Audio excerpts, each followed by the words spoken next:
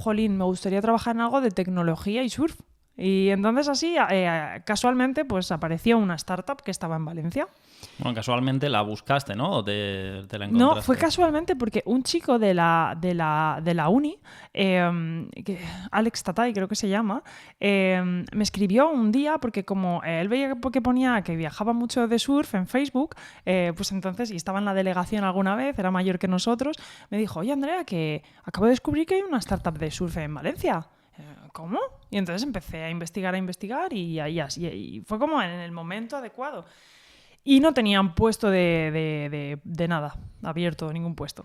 Entonces yo pues me las ingenié de forma original para ver cómo podía llamar la atención del CEO y decirle, necesitáis un product manager. Y acabé en Valencia y sí, se podría decir que me cambió la vida, porque si no, si no hubiese probado el surf y me hubiese entrado un poco esa neura, nunca habría querido buscar un sitio de surf y tecnología. En este caso era una startup. Cambié del mundo corporativo al mundo caótico y loco, pero al mismo tiempo divertido de las startups. Y entonces ahí fue otro mundo profesional para mí, nada que ver. Claro, una startup era una pulsera, ¿no? Para hacer surf, de la que además tú llevaste tú la campaña de crowdfunding, ¿no? Cuéntanos un poco cómo es llevar una campaña de crowdfunding, una campaña que, bueno, al final el producto entiendo que no salió. A ver, al principio cuando yo entré estaban construyendo un reloj inteligente. Uh-huh. No era una pulsera, era un smartwatch que al final lo que iba a hacer era te medía pues eso, las olas, la velocidad, todo este tipo de cosas, ¿no? Pero ya existía una aplicación móvil. Entonces, uh-huh, a través de esta aplicación móvil ya habían detectado, antes de hacer el dispositivo, que la gente lo quería, en plan de haz tu pre-order, pídelo antes de que exista, tal, y habían recibido bastantes. Entonces yo entré en ese momento en el que estaban haciendo ese dispositivo. Entonces, fueron al Mobile World Congress, el CEO estaba allí, lo vieron, en una aceleradora de startups de hardware de Hong Kong, y entonces nos incorporamos a este proceso, ¿no?, de aceleración, y estuvimos un par de meses allí en Hong Kong. Cuéntanos. Y ahí vino la campaña de crowdfunding. Claro. Cuéntanos qué es una aceleradora de hardware. Vale. Y luego también, ¿qué gana esta aceleradora de hardware? Supongo que depende de cada empresa, se negociará distinto, ellos se llevan un porcentaje de los beneficios, porque imagino que dinero no estaría en condiciones de pagar a esta aceleradora, ¿no?, por sus servicios. Vale. A ver, lo primero, yo no soy CEO, no he sido CEO nunca, entonces no me sé exactamente todo lo que estaba firmado, cómo era y tal, pero lo que he podido aprender por el camino es que hay distintos tipos de aceleradoras en función del estado en el que se encuentre la startup. Si es en plan estado semilla o estado crecimiento o lo que sea, hay como distintos tipos de programas de aceleración. Lo primero que hacen es detectar, pues, si tú puedes cubrir, pues eso, si puedes proporcionar una solución para un problema, ¿no? En este caso, esta aceleradora lo detectó. Era de hardware. ¿Por qué? Porque en este caso era el dispositivo, que era lo del surf. La pulsera. El reloj. Porque luego se convirtió en pulsera, ¿vale? Entonces, se convirtió allí en pulsera. La cuestión fue que nosotros fuimos ya con un prototipo. Entonces, por ejemplo, te ven en el Mobile World Congress, les interesa y dicen, mira, no tenemos todavía ninguna startup de deporte, de surf y tal. De hecho, fuimos, creo que la primera edición de esta aceleradora o la segunda, no recuerdo. Y entonces era como, perfecto, pues tal. Entiendo, no, tienen una serie de conversaciones con el CEO para validar que el modelo de negocio, las expectativas, tal, vale, perfecto. Entras y te dan una cantidad de dinero. En este caso no recuerdo las cifras, pero era como, te damos tanto dinero para un proceso que son X meses, no sé, 9 meses, pongamos, ¿no? Y te pedimos que los 2 primeros meses tenéis que venir físicamente a este programa de aceleración, a Hong Kong, al menos 3 personas. Y en esas 3 personas, al final no, fuimos 4, estaba el CEO, el CTO, la CMO de marketing y yo como product manager, ¿no? Entonces esas 4 personas fuimos a Hong Kong. Y el resto del equipo siguió desde Valencia. Entonces, bueno, tú vas allí y lo que ellos hacen, en principio era, nosotros tenemos el dispositivo, vamos a probarlo allí porque ya tenemos un prototipo físico, vamos a testearlo con distintos surfistas de distintos segmentos, principiantes, no principiantes, tal, y vamos a ver qué tal, si funciona bien, si en la aplicación coge bien los datos, etc. Pero al llegar allí, y supuestamente lo que iban a hacer era ayudarnos con la producción en masa y la distribución mundial. Porque claro, en Hong Kong Es como, digamos, la cuna de donde están todos los... todo lo que pueda estar relacionado con el hardware a nivel digital, por así decirlo, en plan, pues no sé, sensores de rayos ultravioleta, yo qué sé, todo lo que te puedas imaginar, ¿no? Está más barato en teoría. Entonces es como consigues los mejores precios y además producción en masa allí y distribución, como que lo tenían bastante estudiado y bastante dominado, ¿no? Claro, esa era la idea. Imagino que no es casualidad, ¿no? Que hay una aceleradora de hardware allí, que la mayoría de sensores, de hardware off the shelf, ¿no? El que es estándar, que muchos, por ejemplo, pues no sé, tu móvil tiene sensor de la sensibilidad de tu pantalla táctil, o algún móvil muy barato pues tendrá o muchos móviles, ¿no? El sensor de la cámara pues es uno genérico que tú compras, y todos estos genéricos, imagino que allí la industria será la más grande. Exacto. Y es una locura. Fuimos a alguna feria en plan para negociar, ¿no? El tema de bueno, los distintos componentes, y era como, hay 100 millones, ¿sabes? Y es como, bueno, una locura. Entonces, claro, es el sitio, ¿no? Si alguien te aconseja. Pero ¿qué pasó? Que cuando llegamos allí, pues ellos, los de la aceleradora, estuvieron analizando el caso y de repente un día propusieron cambiar la estrategia. Cosa que pasa en muchas startups. De repente la estrategia era, oye, ¿por qué en lugar de continuar con este dispositivo que tenéis, que es un reloj, y que no recuerdo el precio, igual me lo invento, eran 200 euros, ¿por qué no pasamos y en lugar de hacer esto priorizamos y hacemos una pulsera? Una Smart Band, porque esto va a costar menos de 100 euros, $99 creo que era, y entonces va a permitir que más gente al principio lo compre porque es más económico, y va a permitir registrar incluso más cosas, tipo me voy a dormir y me registra el sueño, yo qué sé, ¿no? Era un poco el boom en aquel entonces, en 2015, de todo este tipo también de dispositivos. Entonces fuimos allí y aquí viene la campaña de crowdfunding. Entonces era como, vale, pero se necesitaba mucho dinero para desarrollar todo eso. Y esta aceleradora, el programa era, te damos X dinero, pero era poco, relativamente poco, para poder avanzar en el proceso de aceleración, pero no para construir de cero un dispositivo nuevo. Con todos los meses que ello conlleva, porque hacer una aplicación móvil, un mínimo producto viable de una aplicación móvil, enseguida lo puedes tener. En 2 semanas incluso puedes tener algo. Y hoy ya con las herramientas de no-code, bastante, pero un dispositivo físico no está en 2 semanas. Bueno, total, que dicen, vale, pues para conseguir la inversión, hagamos una campaña de crowdfunding, nos dicen desde allí, desde Hong Kong, para que se vea que la gente lo quiere. Y entonces a los inversores se les muestra y es como, oye, es una confianza. Toda esta gente ni siquiera se ha construido y lo quieren. Así que en este entorno ellos dicen que hay que hacer esta campaña. Y claro, alguien la tenía que hacer, pero lo primero era que teníamos que pasar por una agencia creo que era de California, no me acuerdo, que hacía campañas de crowdfunding, pero ellos no te la hacían. Era como que ellos ponían su marca, te daban como los criterios a seguir, pero tú tenías que ejecutarlos y hacer tú algunas acciones. Era como asesores, ¿no? Por así decirlo. Y entonces así fue. Entonces ellos me iban un poco marcando junto a la aceleradora de hardware un poco cómo hacer todo eso. Y nada, y así fue. Entonces hicimos una campaña en Indiegogo. Y bueno, pues aprendí muchísimo. Realmente esto no tenía nada que ver de Product Manager, porque ahí era un poco todoterreno, éramos muy poquitos y hacía cosas de Product Manager, pero esto en concreto no era, pero un aprendizaje brutal. Como suele pasar, ¿no? En startups pequeñas no hay el rol ultra definido que puedas tener en una multinacional de miles de personas.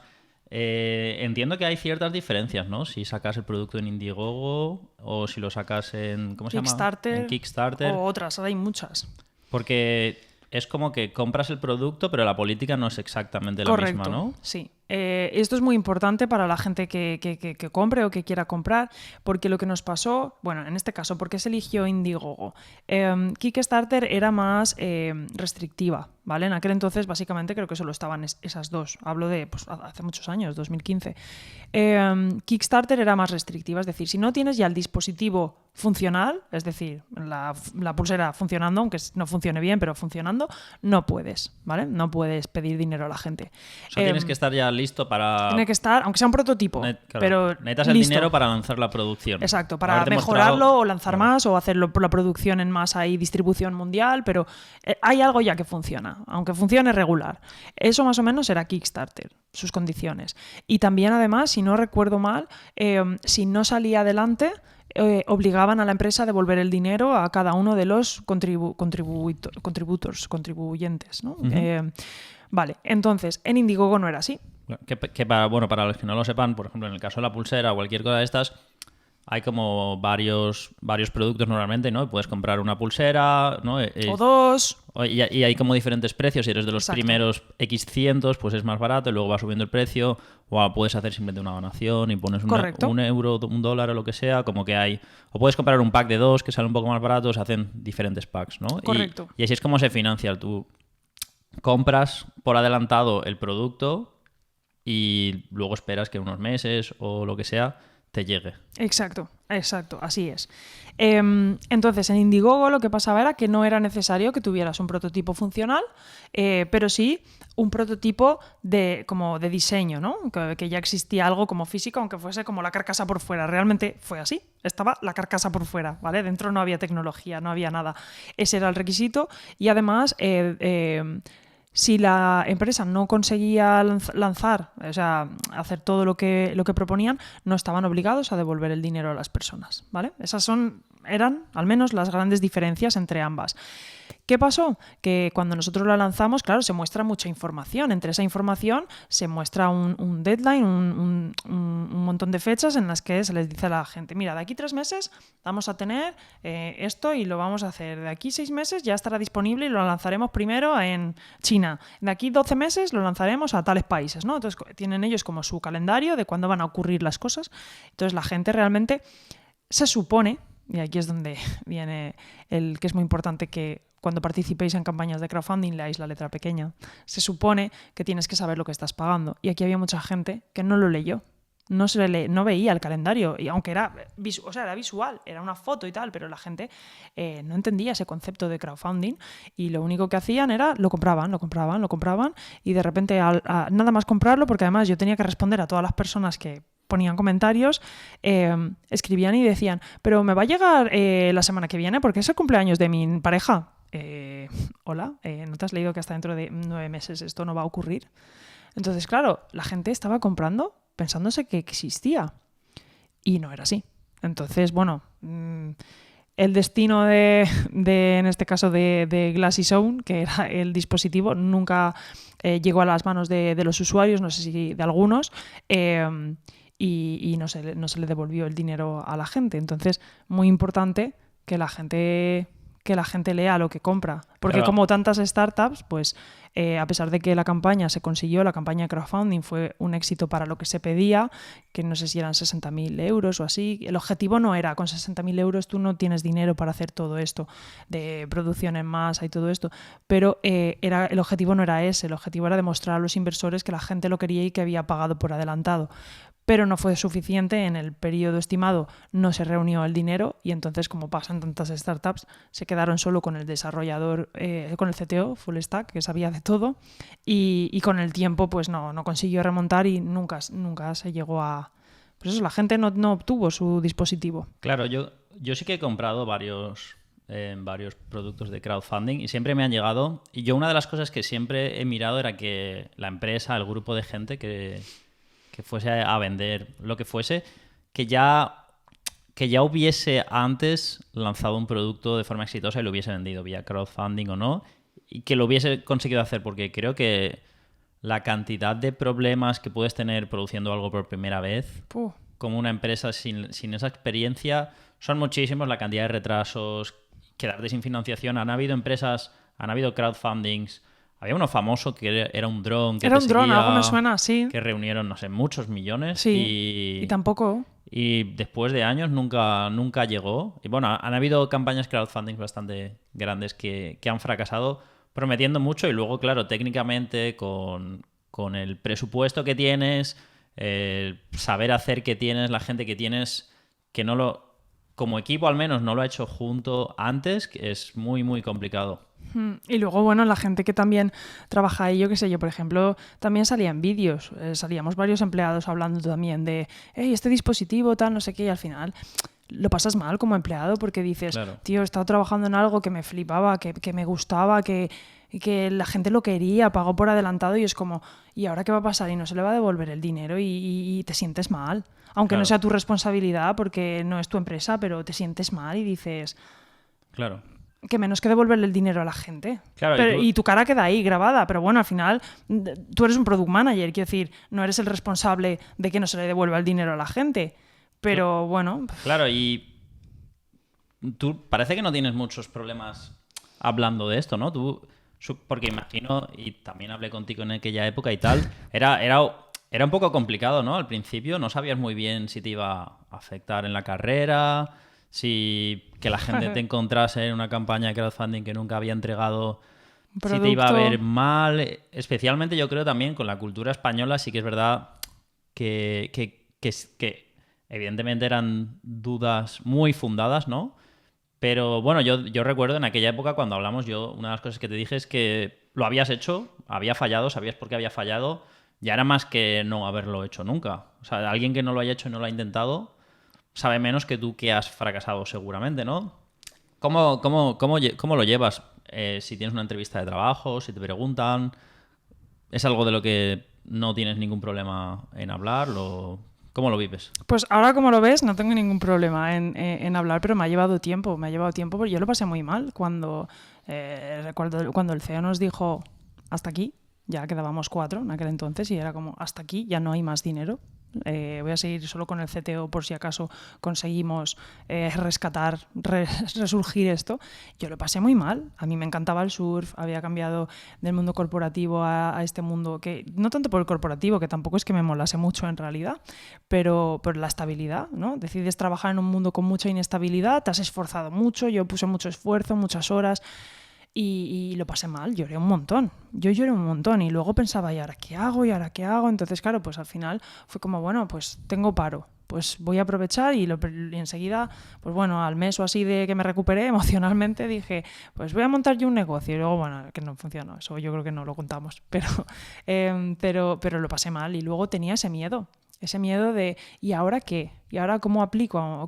He estado en el mundo corporativo, he estado solo en una startup y he fracasado. Y encima mi cara sale en una campaña de crowdfunding. Entonces le di mucha importancia. Con los años, pues lo ves de forma diferente, lo ves como tú dices ahora. Es una experiencia más, hablas de ella, siempre desde el respeto máximo, fue lo que pasó y ya está. Y aprendes. Y ahora lo cuentas así, pero es cierto que empecé a aplicar y muchas empresas me decían que, hombre, que era negativo, que solo había estado en 2 sitios, muy diferentes, mundo corporativo y mundo startup, y que era como muy diferente, que era una persona que parecía que no tenía las cosas claras. En algún momento era como... ¿y qué? Y entonces yo decidí seguir por el mundo de las startups y, por ejemplo, mi madre me decía, yo he estado hablando con personas de tu situación, Andrea, y me dicen que tú que no te preocupes, que tú expliques que es una experiencia que has vivido porque en Estados Unidos es bastante común. De hecho, en Estados Unidos es como más enriquecedor el haber pasado por más sitios porque has aprendido más, sabes enseguida adaptar, ¿no? Sabes cómo comparar entornos donde has estado con productos distintos y tal, y que era algo positivo. Entonces yo, pues, no sé, intenté darle ese enfoque, pero me costó mucho. Y luego ya pues finalmente entré en otra startup, empecé a trabajar y al final mi trayectoria ha sido, si no porque me aburría, sino porque se acababa la película, había menos dinero y había que reducir y siempre se quedan con los programadores. Ahora los que me decían, no querías programar, seguro que dirán, si programases seguirías, pero bueno. Y todo esto al final dices, he pasado por muchas y al principio me costaba explicarlo, porque yo pensaba, es que igual es un fracaso. Pero ahora, desde hace, no sé qué te diría, 3 años, algo así, me valoran un montón. La gente valora, o es, no sé, lo que percibo, que he pasado por muchos sitios. Es como, es que... Y ahora, siendo autónoma, es como más todavía. Es como, tú que has pasado por tantos sitios, sí, queremos que nos ayudes, porque así nos puedes decir nosotros dónde estamos con respecto a todo lo que has visto y lo que no tenemos que hacer, Entonces, pero han pasado, pues, desde 2015 hasta ahora, 8 años, ¿no? Claro, supongo que, como en todo, creo que también es un poco como lo vendas, ¿no? Seguramente a lo mejor cuando alguien lo lea o lo vea, encuentre tu campaña de crowdfunding, si te buscan en Google antes de entrevistarte, igual le genera dudas, pero si luego en la entrevista eres capaz, a lo mejor, ¿no? De cuando hables con la empresa o con quien sea, le cuentas la historia, le cuentas lo que has aprendido, le puedes dar un poco la vuelta, imagino, ¿no? ¿Por qué crees que falló? ¿Qué aprendiste tú, por ejemplo, en concreto de la empresa? De esa situación, ¿no? Del crowdfunding, que no funcionó.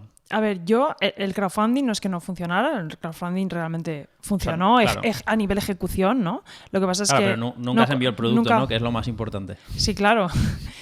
Pero no se envió, ¿por qué? Porque no tenían dinero suficiente para mantener a la plantilla. De hecho, la empresa ya no existe. Entonces, ¿realmente qué falló?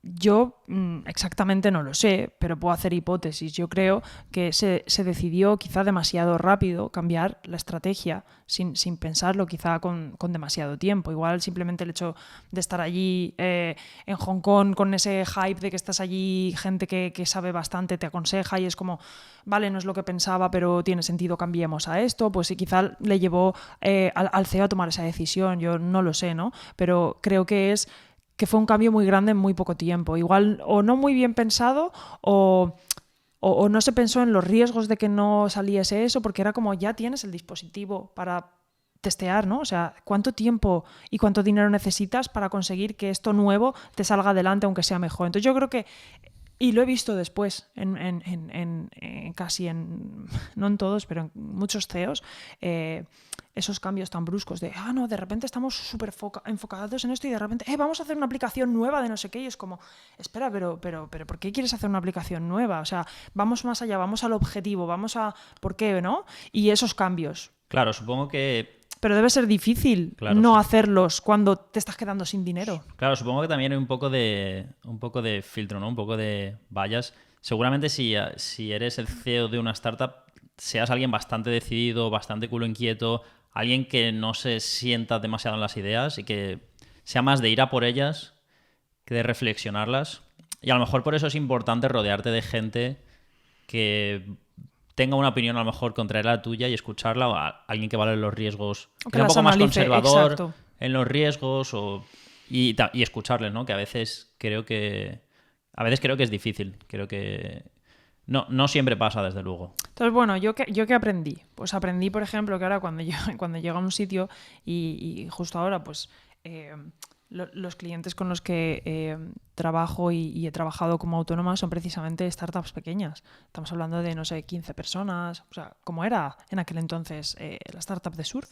Entonces, lo primero que he aprendido es antes de qué funcionalidad tenemos que hacer, que no sé qué, es como, espera, los objetivos para todos están claros, para que no venga un cambio tan drástico y corriendo se diga que sí. Que evidentemente yo no digo que no hay que decir que no, esperemos un poco, vamos a pensar y a veces hay que hacerlo, pero al menos ya has sopesado algo, no sé. Entonces es, por ejemplo, lo primero por donde empiezo, el tener esos objetivos, porque siempre, y es que yo creo que es un patrón común, que siempre pues eso, te vienen con ideas de los CEOs y es normal, de hagamos esto, he visto esta aplicación, en este congreso me han dicho que no sé qué, en este evento me han dicho que hagamos esto, y entonces por eso tiene que haber una persona que diga, espera, pero ¿por qué vamos a hacer esto? ¿En qué objetivo va a impactar? ¿A negocio o a usuario? ¿Qué no sé qué? ¿Están dentro de nuestra estrategia tal cual? Pues eso. Claro, en plan, vamos a pensarlo bien, porque... Que luego igual se hace, claro. Pero todo tiene una coherencia. Claro. ¿A ti en general te gustan las startups con sus altibajos? Sí, a mí yo creo que tengo una relación de amor-odio con ellas porque, y de momento creo que gana más el amor, porque es muy rápido todo, es como, o sea, todo puede ocurrir, lo bueno y lo malo, y puedes hacer las cosas de una forma pues sin tanta burocracia en general, ¿no? Sin no sé, no tienes que pasar como en el BBVA por tantísimas personas que te vayan validando cosas y aceptando y todo tan lento y necesitas 2 meses para que te acepten que se va a hacer una funcionalidad, o sea, eso no es así. Entonces, eso me gusta mucho y que es un ambiente muy dinámico. Percibo que las personas son como muy piña, es como somos un equipo y la gente lo percibe como todo lo que hagamos es como mañana puede cambiar la vida de esta startup, ¿no? Es como Eso me gusta mucho y es la parte que más me gusta. Involucrarte, ¿no? Con el entorno, con el proyecto, con la idea.